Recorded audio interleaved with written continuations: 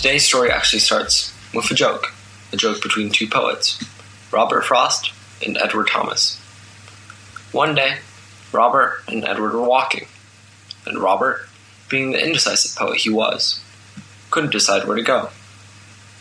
Fast forward a few days, and Robert writes a joke for Edward and publishes it. And this joke blew up. People just loved it. And so here's the question for this podcast. This is Pod Frogs. I'm Sam, and the road not taken. Is it relevant? Why do I care?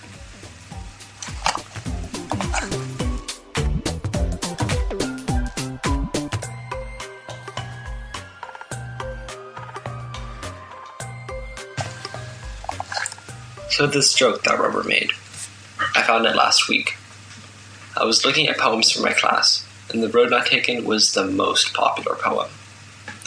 And of course I'm wondering, what makes it special? Well, let me read it for you. The Road Not Taken by Robert Frost.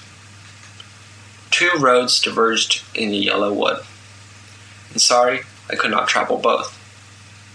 And be one traveler, long I stood, and looked down one as far as I could, to where it bent in the undergrowth. Then took the other as just as fair, and having perhaps the better claim, because it was grassy and wanted wear. Though as for that, the passing there had worn them really about the same, and both that morning equally lay, and leaves no step had been trodden black. Oh, I kept the first for another day. Yet knowing how way leads on to way, I doubted if I should ever come back. I shall be telling this with a sigh. Somewhere ages and ages hence, two roads diverged in a wood, and I took the one less traveled by, and that has made all the difference.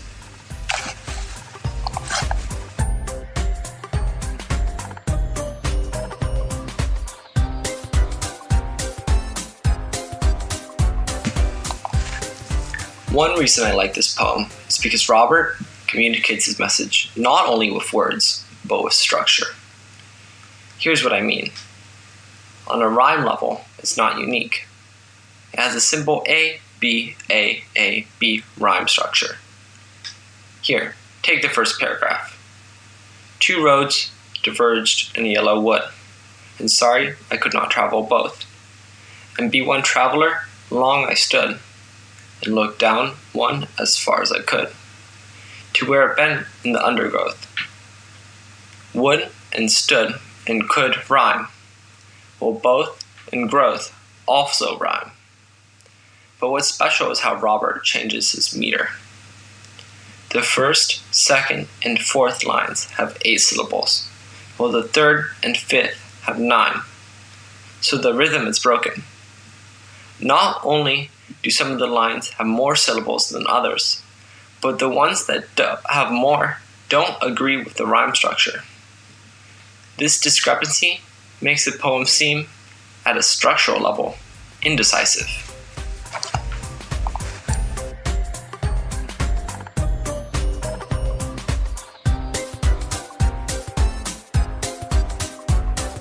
Frost does an excellent job of using this poem as a metaphor for how one reacts when presented with a decision, particularly capturing the natural indecisiveness that all humans possess.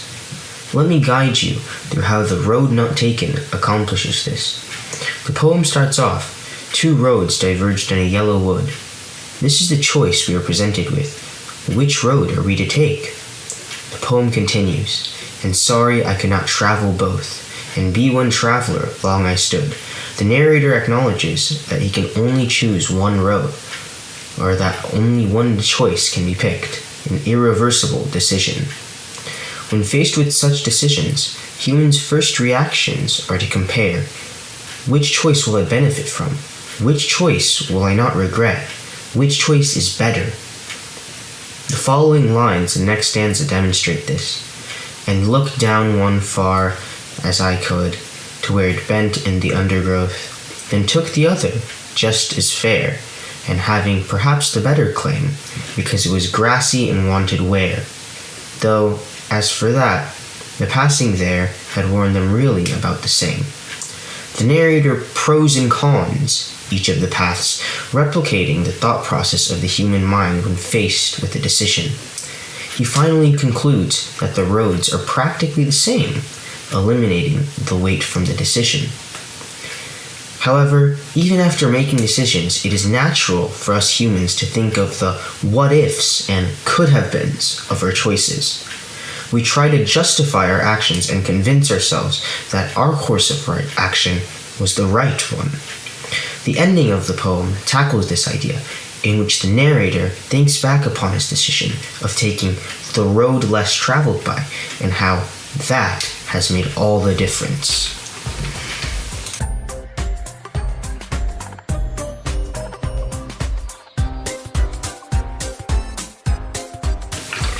We would like to thank Poetry Foundation for access to the road not taken, as well as providing background surrounding the writing of the poem and the author, Robert Frost. Additionally, we would like to thank U2 Audio Library for the usage of the Enchanted Woods soundtrack produced by Supercell.